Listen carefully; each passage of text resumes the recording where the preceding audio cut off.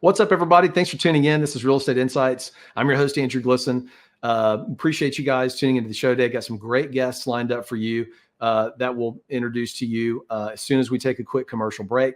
I'm excited. The mortgage rate just hit a 52-week low.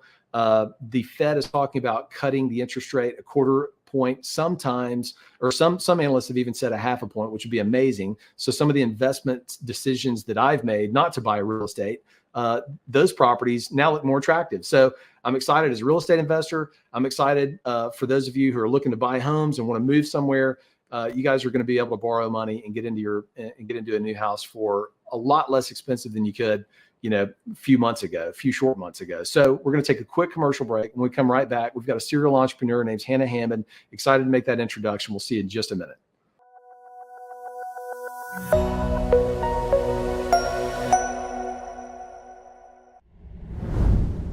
Welcome back, everybody. David Aaronson's back with us. No stranger to the show. He's been on a number of times. Love talking to him. He's one of my favorite guests. Dave's the CEO and founder of a company called Refuel Electric Vehicle Solutions. And look, everybody, we're going the way of the electric car. It's happening slowly. I'm not saying that we're going to be all electric in the next, 10 or 15 years, but the market share is growing tremendously. And David, you guys are seeing that. I mean, every single day, you guys are growing, hand over fist. So tell us, where do you see the growth happening primarily right now in the electric vehicle space? Well, we've had a lot of new models come out in the last couple of years, and and a lot of them are a lot more affordable. So we're starting to see more and more of them show up at multifamily properties because the renters can afford to buy the electric vehicle. It also saves them money, which allows them to pay a higher rent. So it's good for the apartment owner. Yeah. So you guys are installing, David, these electric vehicle charging stations at multifamily complexes. How do you conduct, or does your team conduct, really, an ROI analysis on the financial impact that a multifamily owner could have if they installed these charging stations? So that's a very good question, Andrew, and I'm going to look at it from both standpoints. You have a property owner who owns the apartments. They've invested millions of dollars to buy and operate this apartment property. And if they have a resident or a potential resident that wants to have an EV charging station because they've just bought an EV, then the return on that investment for the property owner is very significant, because if you assume that average rent of the apartment property is $1,500 a month, and you're capturing or retaining a tenant simply because you have the ability to refuel their car at night where they live, or during the day where they live, then that's $18,000 a year in revenue that you would not be getting if you didn't have that EV charging station. That EV charging station cost probably about $8,000 to put up. So, as the apartment owner, you have to ask yourself, is it worth it? Is it worth capturing or retaining just one tenant, to receive $18,000 and investing $8,000? Yep. Do you see that investment?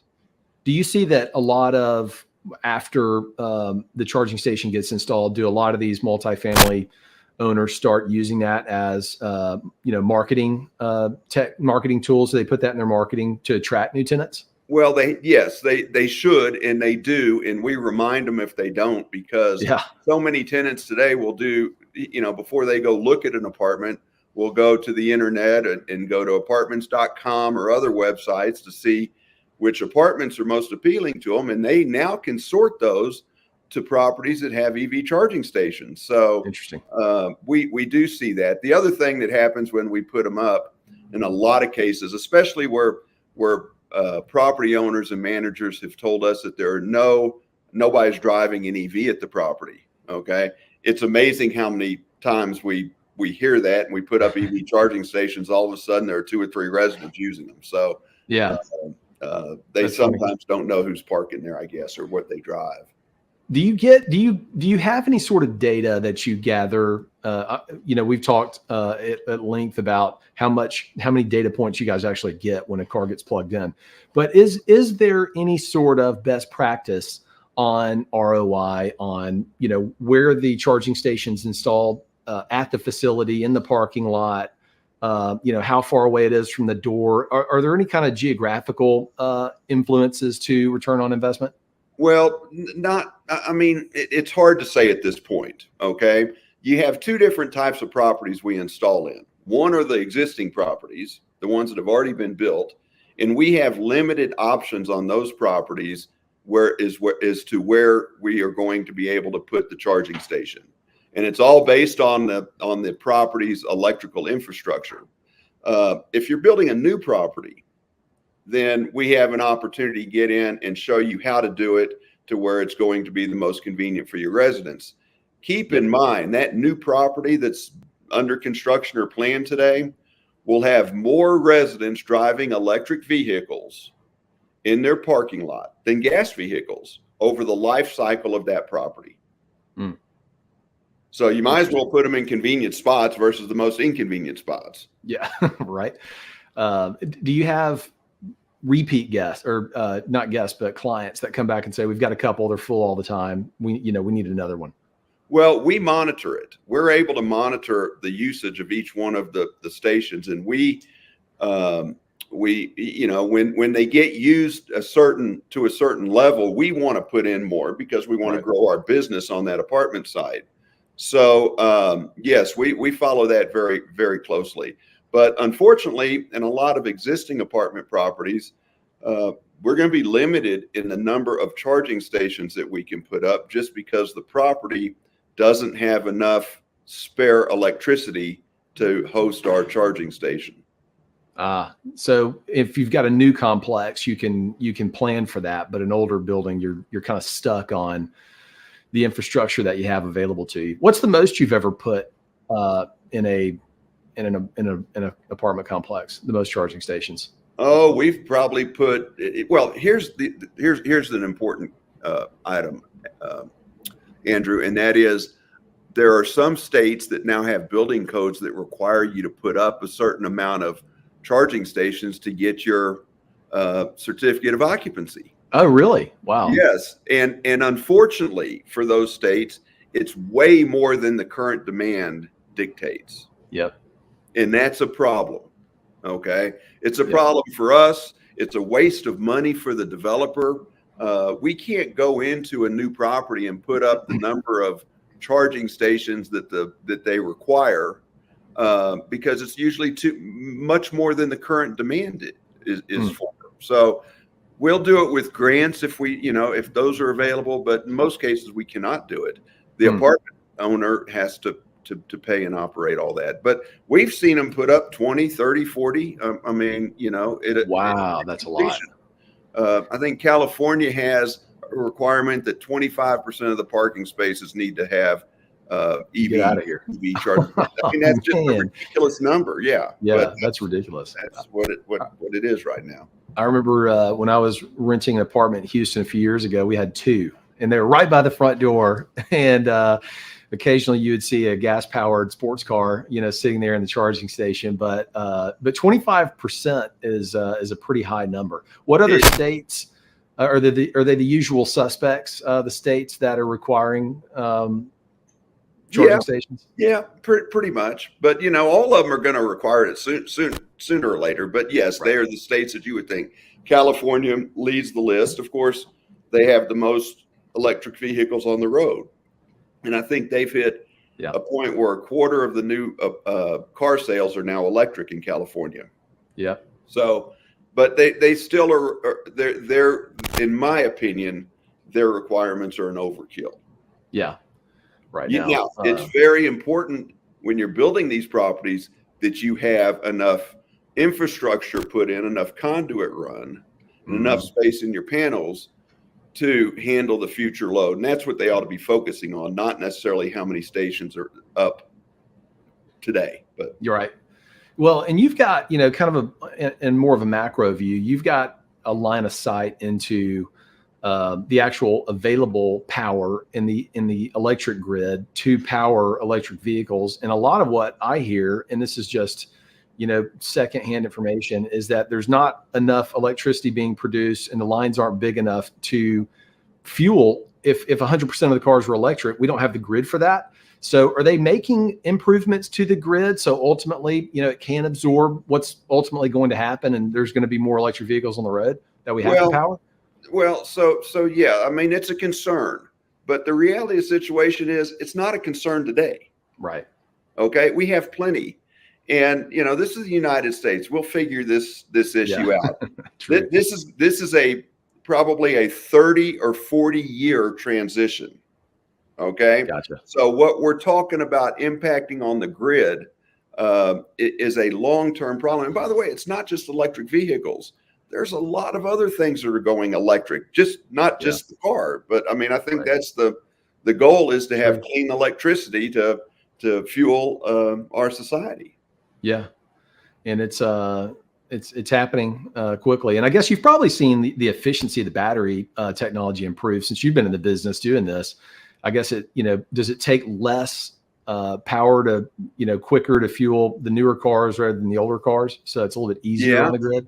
Absolutely. The first cars came out and they only could onboard about 7 kilowatts of electricity an hour. So if you had a car with a 50 kilowatt battery, then that took 7 hours theoretically to fill it up. Mm-hmm. Now we're seeing cars that can onboard 9 kilowatts, 11 kilowatts.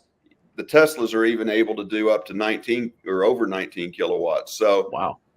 There's going to continue to be an improvement on how fast the cars can charge and also the size of the batteries. I mean, when this started, in earnest about 10 years ago, the batteries were small. Now we're seeing batteries 125 kilowatts. Mm-hmm. So it's really important that you get the right charger, you get the right setup so you can refuel those vehicles as quick as possible. Right. All right. Last question, David. What's the most popular electric car that you see out of the data?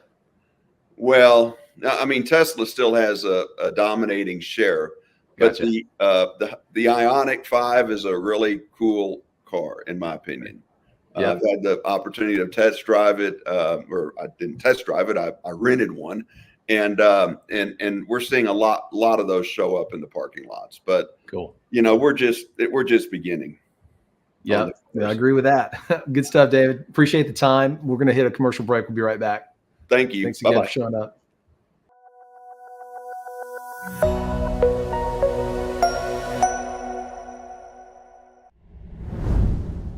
Welcome back, everybody. We've got a new guest on the show, Allie Dean with Rooftop Cinema.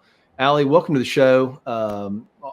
Right before we went online, we were talking about where Allie sits. So you sit in Washington, D.C., but you guys are headquartered where? Where's Rooftop based out of?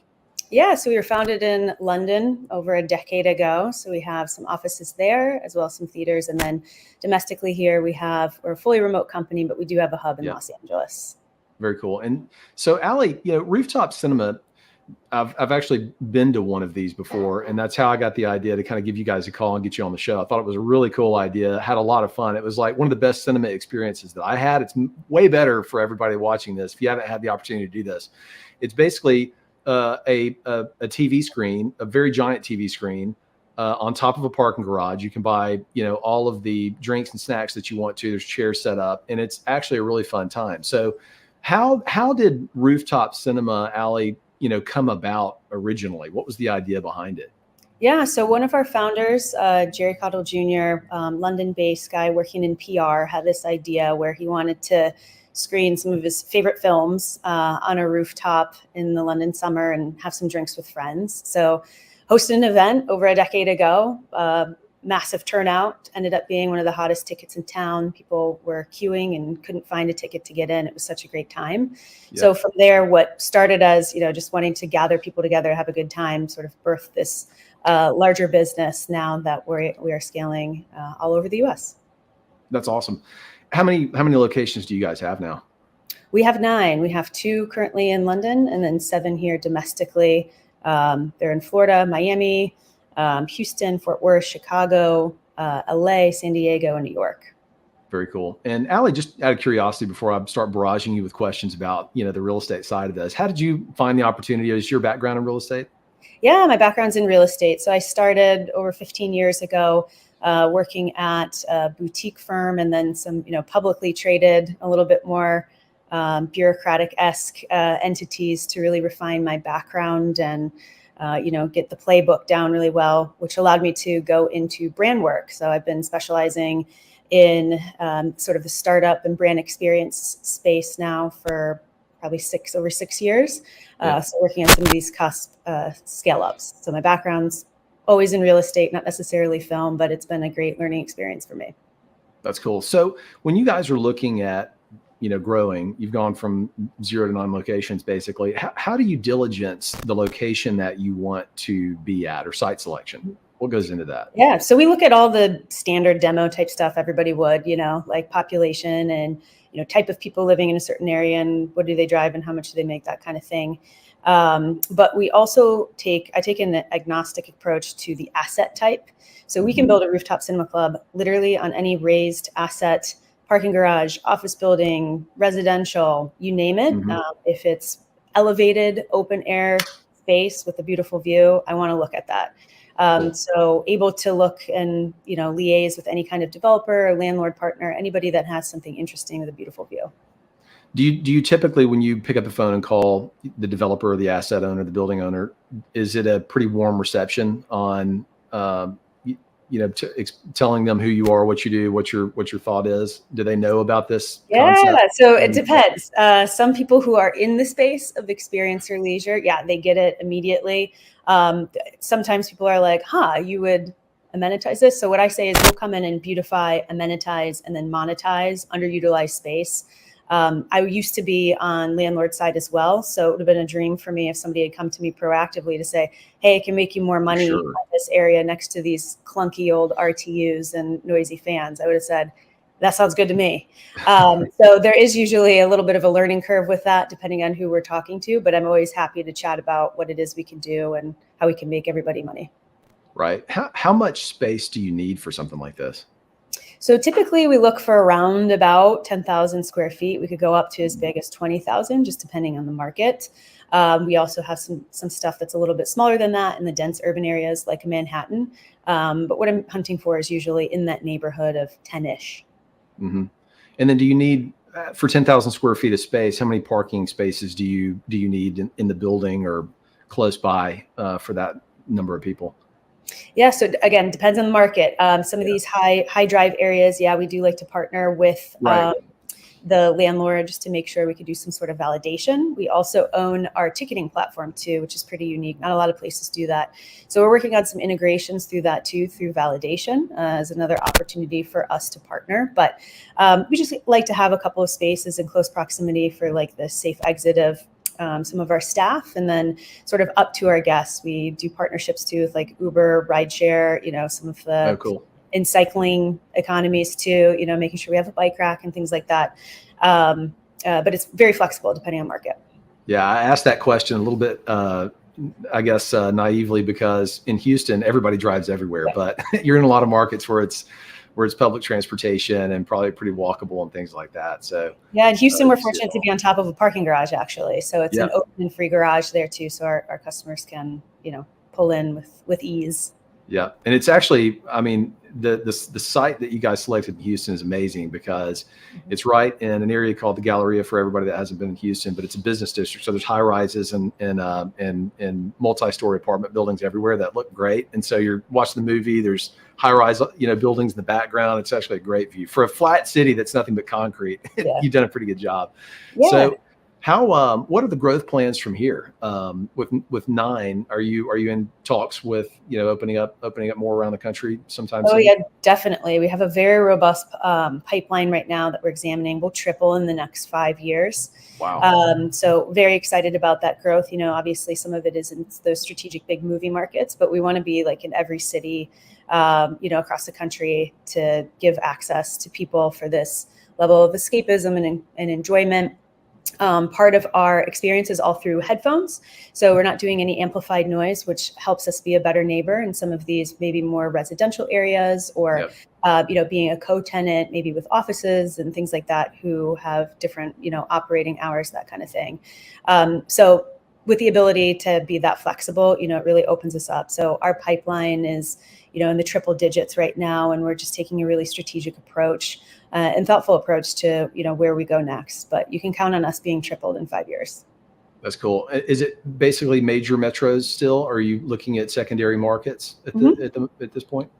Yeah, all of the above. Like I said, I'm asset type agnostic. I'm also market agnostic, as long as it hits some of those minimum demo kind of stats that we have. Also, partnerships make all the world of a difference. We have repeat partnerships at some of our locations with common landlords and ownership. We love that because we take a view of everything we do on a relationship basis. So we're here for the long haul. We like to sign leases base year about 10 years. We do have flexibility in that too, but we think of it as really truly like a partner, not just like a rent paying tenant or something like that. That's cool. And is it kind of a seasonal experience? I guess you can't operate in the dead 100-degree heat in the summertime, and if it's snowing outside. So how do you manage around the weather? Yeah, so we're rolling out some climate mitigation measures in the coming year. So that will look like, some misters and fans in the super hot climates, and then some heating elements, warming elements in the wintertime. Cool. Of course, we're an open outdoor experience. So if there's a blizzard, obviously we'll be closing, but we keep a close eye on the weather on a day by day, hour by hour basis. Right.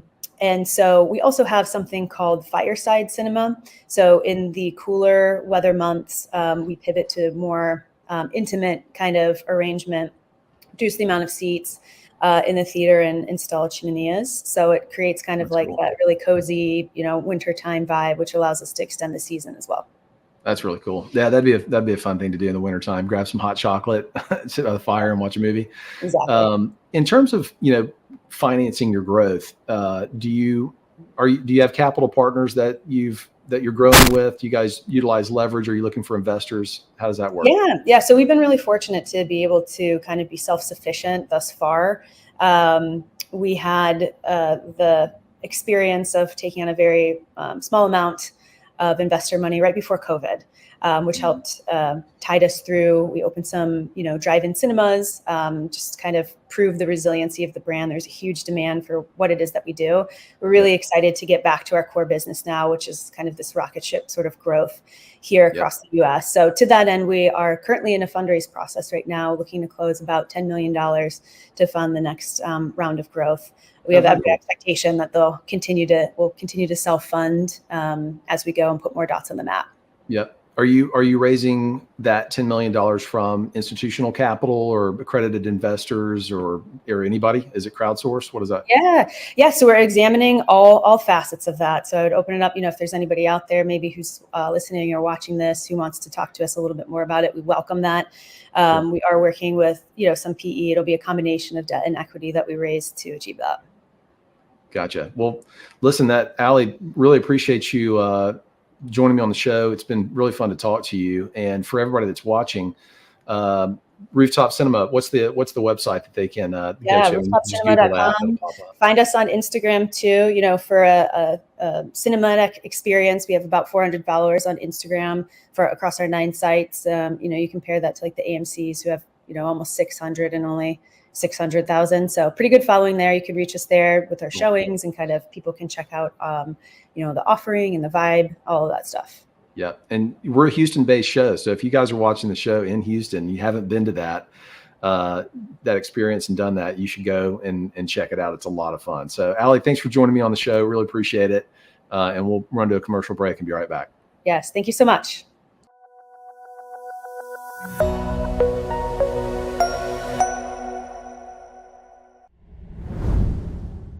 All right, welcome back, everybody. We're kicking off the show with a new guest, Hannah Hammond, in Paradise Valley, Arizona. So, Hannah, I'm jealous on kind of where you're at, both in the scenery that's out there and also the weather. But look, welcome to the show. And for those of you who don't know Hannah is all over social media, serial entrepreneur, Hannah, you do a lot of things now. So you're in the real estate business. You are an agent broker. You do some. I'm not going to steal your thunder, but you've got construction businesses. You have a hard money lending company. Tell us about the various businesses in your world. Absolutely. Thanks so much for having me on the show. I'm excited to be here chatting with you. And real estate is my thing, inside and out, every vein of that business. I've been in real estate since I was 18. I got my license right away after reading Rich Dad, Poor Dad and deciding I wanted to be an entrepreneur and investor. So that's how it got started. And then I just started selling real estate, buying my own real estate, brokering real estate, flipping. And then I opened my brokerage in 2022 and ultimately started lending in 2022 as well, which now I have a national debt fund, and we do hard money loans, private money loans for real estate investors across the country. Very cool. So you read Rich Dad, Poor Dad at 18. In 18, you got your real estate license. Did you have anybody in your family that was in the real estate business? No, I did not. Yeah, definitely didn't. My family was uneducated, through the public school system and through financial literacy. We just didn't have much education or money or entrepreneurs or anything like that. My dad still works at the pawn shop that he worked at when I was born. So it was really just me seeking something more and seeking financial freedom, and just wanted to create a life worth living. And then now it's a lot about giving back and helping others do the same. That's cool. So Hannah, like along the way, were you able to find, mentors that helped you out along the way? I mean, you're clearly self-taught, read books and stuff like that, but, how did you find people to kind of tell you, mistakes to avoid and things like that? So in the beginning, I really didn't have anything other than books and YouTube, which you can learn a lot on there, right? But a lot of mistakes I just had to make and learn from on my own, because I didn't have the money to hire a coach or go to conferences or seminars or anything like that in the beginning. But once I started to get some success and to get some money, I quickly started to invest in my own personal education outside of college and things like that. And that is what really helped elevate my skill set and just broaden the capacity to which I think, right? Like just think bigger, have better networks, know what's out there, and then be able to just learn how to optimize teams more efficiently and run my business more efficiently so I can scale better. So investing in ongoing education like seminars, and now mentorship and coaching has been a key to success for sure. Smart. So walk me through, going from being a real estate agent or a realtor to opening your own brokerage. Was there something that happened where you said, I got to do this myself, I've got to be the boss here? Yeah. So I had built up like a residential business for my, just my own personal sales. And then I had also built up a commercial business. And when I first got my real estate license at 18, my very first sale was commercial. And, I wasn't expecting that at all. It was a client from an open house, but we ended up doing a commercial deal, and then I did a luxury deal. So I really loved being in the commercial space and the luxury space, and I didn't want to be siloed into one or the other. And in order to be able to do that, I ultimately had to open up my own brand, because brokerages don't really let you do that. So that's why the firm was ultimately born. And we have a commercial and a residential division there. Gotcha. So you said the firm, but that's not, she's not just calling it the firm. The name of your brokerage is the firm, right? Yeah, right. Yeah, it's called the firm. Yeah, very cool. And are you guys primarily in the Phoenix area right now? Do you have satellite offices around Arizona? So we're all over the Valley of Arizona. We're very much a virtual model, so we don't require agents to go into a single location each day. Cool. Our headquarters is in Scottsdale, right in Old Town, but we service clients everywhere. And if we have clients who are doing investment sales out of state, we'll help pair them up with a broker out of state to help represent them on those deals as well. And then on the lending front, we can help clients nationally throughout the whole country. Very cool. So at the firm, what percentage of business is, 25% luxury, 25% investment sales, commercial? How does that look? So most of our agents, I would say 70% of our agents are residential, and then the rest are commercial. But I would say more of the sales are commercial than residential, just because they're higher ticket sales generally, and it's just a bigger portion of what we do. Cool. So in the lending platform, then National Lender, how did you start that? What was the impetus behind wanting to create your own hard money lending fund? So I had been working with private lenders to do my own fix and flips. When I bought my first property at 18, I had no credit. I had very little liquidity and definitely couldn't qualify for a bank loan. And so I got familiar with the lending space, the private lending space, pretty early on. And I had utilized these lenders but was always on the investment side.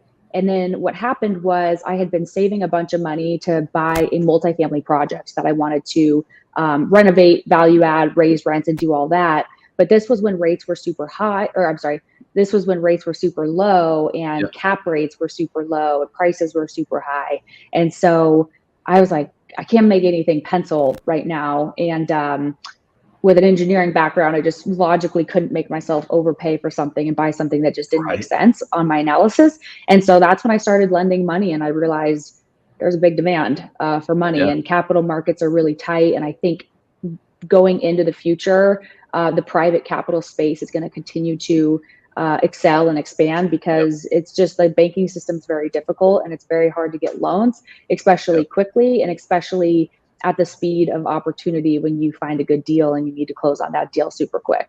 Yeah, absolutely. So how do you establish, floor rates? How have you built, kind of your analysis behind the deal, the person? What have you walk me through some of the steps you go through? How do you establish rates, that kind of thing? Yeah, so we kind of just keep up with what's market, and rates have gone up and down over the course of time, like right after 2008, which I wasn't in the business then. I was very young in 2008, but I know I have friends who have large debt funds, and they said after 2008, rates were like 18% for private money. Yeah. Then when rates were really low, they were like 8 or 9%. Right now they're hovering about 12% and a couple points. So they all kind of, they vary, land will be more, or if it's a really risky deal, it'll be more, or if there's no personal guarantee. But on average, you can expect about 12% interest only, plus a couple points up front, and usually no prepayment penalties or short prepays. Right. And then are there any non-negotiables on people you don't work with, credit profiles? So we are more asset-based, so we don't care so much about the credit, as long as they are, have a logical story. If their credit is suffering, like why their credit's suffering, but mostly just clean background check. If there's any fraud and this person's stealing money from people, it's not someone we're going to ever work with. But beyond that, it's mostly based on the asset, and we underwrite the asset and have a good LTV. We like to see what experience the borrower has, and that could affect rate as well. We don't necessarily require experience, but it's just something that goes into play. And ultimately just what their takeout plan is as well for the takeout loan, which sometimes will help pair them up with a lender for that as well. Cool. So you guys are more of like a fix and flip, just kind of a bridge lender to get you from point A to point B, and then either sell or refi into long-term debt.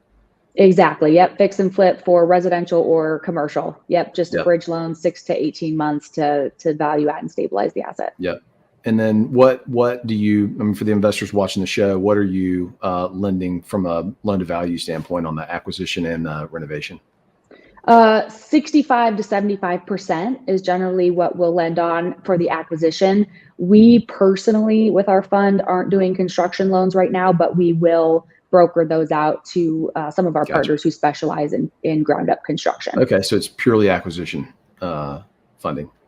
Right. Yeah. So is it a closed fund or an open fund? How do people invest with you? Yeah, it's an open fund. We just launched it. So it's evergreen.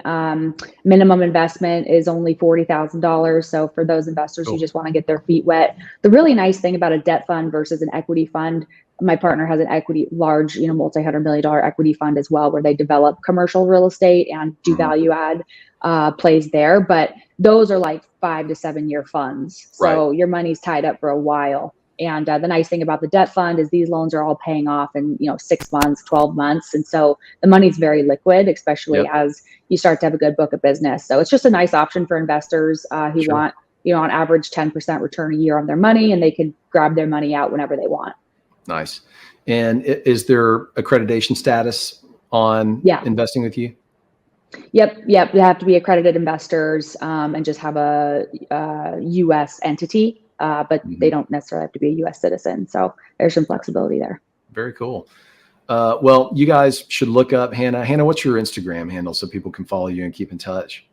It's at Hannah B as in Beth Hammond. So HannahBHammond. And you can reach out to me on there, DM me on there. And I still manage my own DMs. So it's the best way to get a hold of me. And I can get you my direct cell. That's awesome. Well, Hannah, really appreciate you coming on the show. Thanks for taking the time. And we'll look forward to, having you back sometime soon. Awesome. Thanks so much for having me. Yeah. We'll head to a commercial break, everybody. We'll be right back.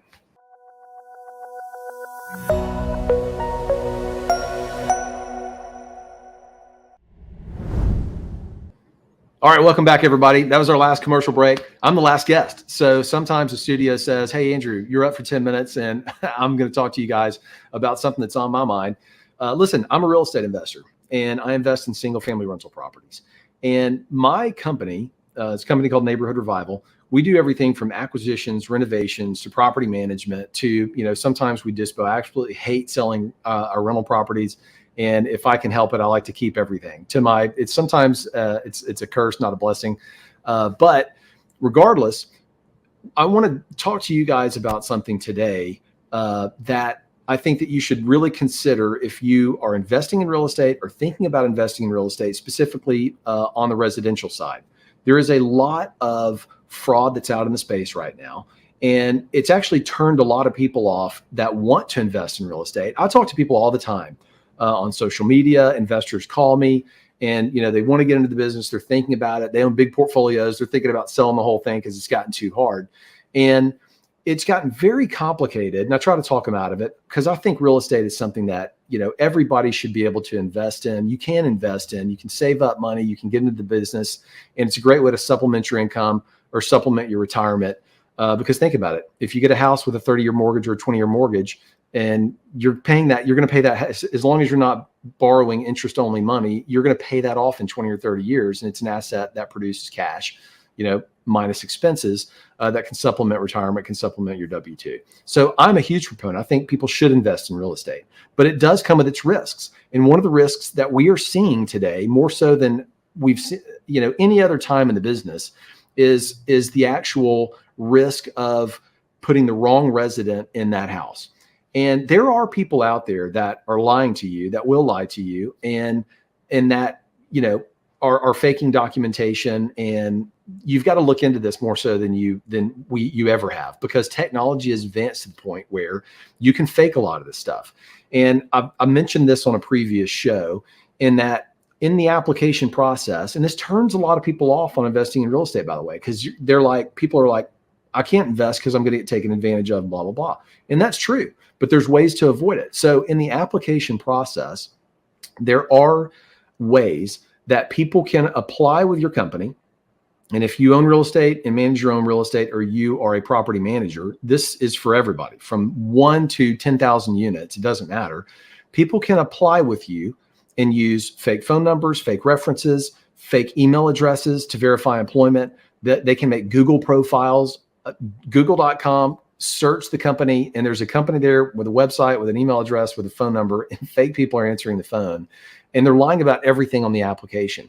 So you have to spend a lot of time vetting residents before you let somebody move in. You've got to go through everything with a fine-tooth comb. And we've been doing this for a long time, and we've had to modify the way that we are analyzing applicants that are wanting to move into our properties, because the theft and the fraud has gotten so pervasive that we've got to look under the hood and be very diligent in the application process. So I want to talk to you about a quick way that you can analyze prospective residents and applicants. And then I want to talk to you about some ways to de-risk the process after you've vetted and during kind of the vetting process. So what you guys really should consider doing is good property management platforms will give you the ability to run artificial intelligence analysis on all the documents that come into and through the application process. So in the application process, you guys are going to get bank statements, you're going to get check stubs. You're asking for a lot of things to validate, who this person is, that they're actually making the money that they say they are. They're working for who the company is they say they're working for. And you guys need to be running those documents through some sort of an artificial intelligence platform that will show you inconsistencies in the data. And that's what you're looking for. One of the easiest ways to find the fraudsters in this process is looking for inconsistencies. Is the information that they gave you on the check stub, does it match what the background check and the credit report is saying the people that they work for? We ask for bank statements. Do the transactions in the bank statements match when their employer is paying them? The work number report is a great report you guys can go and buy, which will actually show you beyond a shadow of a doubt that there is a payroll provider paying this person, and they are registered and actually active in employment with the company they say they are working for. And it's another check along the way. We have actually, and I get no commission for telling you guys about the work number report, but it's one of the only reports that we found that will actually show you active employment and verify and validate that information is correct based on what comes through credit reports and what residents or applicants tell you. So we've had multiple instances where people do have jobs, but the job that they have is not the job they told us they had. And the income threshold, they don't achieve at the job they have, but the job they told us they have, they did achieve the income threshold. So you've really got to dig into the data to try to identify, first of all, is this person, a real person? Are they telling us the right information? Do they work where they say they're going to work? References, you guys really need to be calling all the references. I mean, we go through the checklist. We're emailing for validation. We're calling all the phone numbers. We're looking for inconsistencies in the data. We're looking for ways to find out if the information is not real. And you guys should be doing the same thing. Your application process should take you a lot of time. You should not be approving people based on one thing or two things. You've got to take in the totality of the data. You've got to hear back from everybody, residential history, employers, references, emergency contacts. We've got to make contact with everybody before we allow somebody to move into our house, because there's so much fraud out there in the space right now. So those are kind of a couple little things that you guys should do in the process that can help you de-risk potential applicants. So you've got somebody who can afford to live at your property and will pay. And then the other way to de-risk it is that there are institutional companies that are out there that will guarantee that will basically act as a guaranteed cosigner for certain applicants. And then there's also institutional capital out there that will guarantee your security deposits, so you don't have to take cash security deposits. So let me talk about the guaranteed cosigner real quick.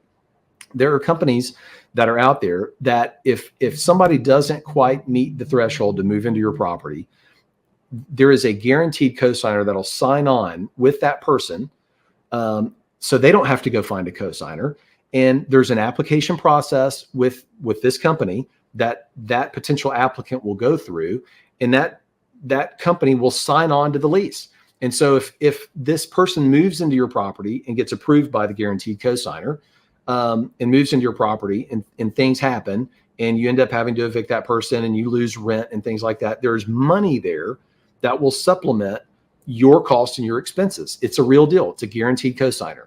So that will de-risk your application process in allowing people to move into your homes. It'll give you the ability to allow residents that might not otherwise qualify. It'll give them the opportunity to move in because they have a cosigner that's signing on with them. It's a great platform. We use it a lot. On the backside, the security deposit, you guys know as well as I do, if you're renting a house for $1,000 and somebody moves out and they've left it a mess, $1,000 does not go as far as it used to go 4 years ago. And so there are companies out there that will basically allow the resident to pay a fee, and it's anywhere from $15 to $25, and it's a security deposit waiver.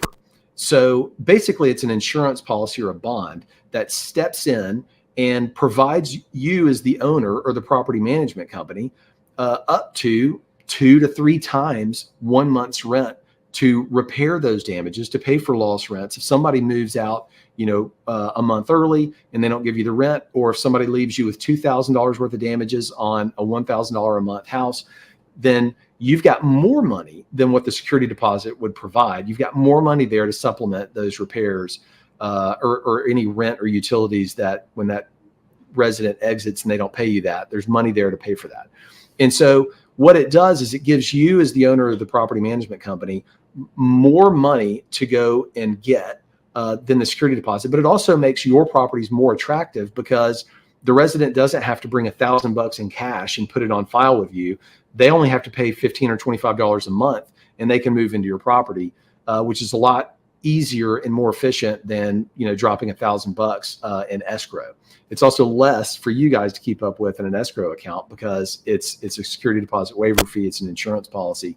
And those products are very easy to make claims on. So there's ways to de-risk the application process. There's ways to de-risk an applicant that almost qualifies in the guaranteed the guaranteed cosigner. And there's ways to de-risk when somebody moves out, what you're left responsible for and the amount of money that you have to pay to get that unit turned and back on the market. So don't just look at it as, you know, somebody told me if I invest in real estate, it's going to be a disaster. I'm never going to make any money. That's not entirely true. There's ways to de-risk these investment property decisions to where you can get into the business and not be left, you know, stranded. If you have the wrong tenant move in, they move out, they've got all these damages. There's ways to de-risk all that. So look, if you want more information on that, reach out to me on Instagram. I'm at Andrew.Glisten. I'm in the DMs every day. I'm responding to people constantly. And so I'm happy to tell you guys about some of the tools and the tricks that we use in order to de-risk our investments. And I'm happy to pass those along to you. So with that being said, listen, this is the end of our show today. Appreciate you guys tuning in. This is Real Estate Insights. I'm your host, Andrew Glisten. We're here every Thursday at 5 o'clock. We're on demand. We're over the air in multiple markets. So signing off from Houston. We'll see you guys next week. Thanks again. This has been a Now Media Networks feature presentation. All rights reserved.